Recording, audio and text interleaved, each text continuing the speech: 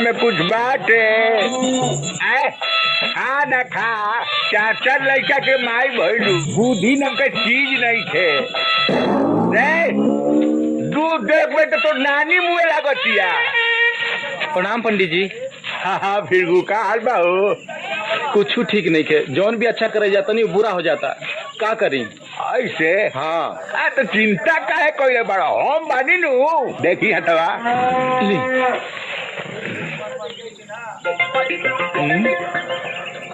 अरे सानी तो एकदम तारा के पेड़ के रख देले बा। क्या बात करते महाराज? बर्बाद कर देले बा एकदम सानी तारा के। तो एकर कोनो उपाय बाटे का बा? कुछ खर्चा लागी बाकी हम इनका के घोर के पी जाए यह बुझ जा। कहता ना के बराबर 1100।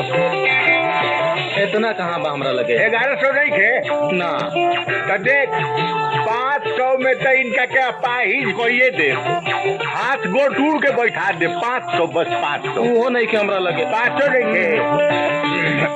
सुन है सुन 100 गो बा 100 को नहीं खे 50 25 11 गो बा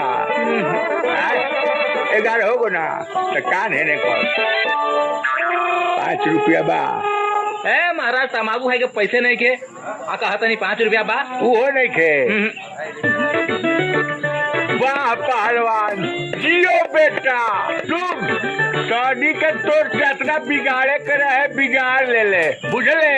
अब तोर बिगाड़ला के बारी बाटे सोनी तोरा के का बिगड़ी है ते सोनी के ना बिगाड़ लेबे तो जो छूटा चल। अच्छा प्रणाम। हाँ हमारा आशीर्वाद रखे।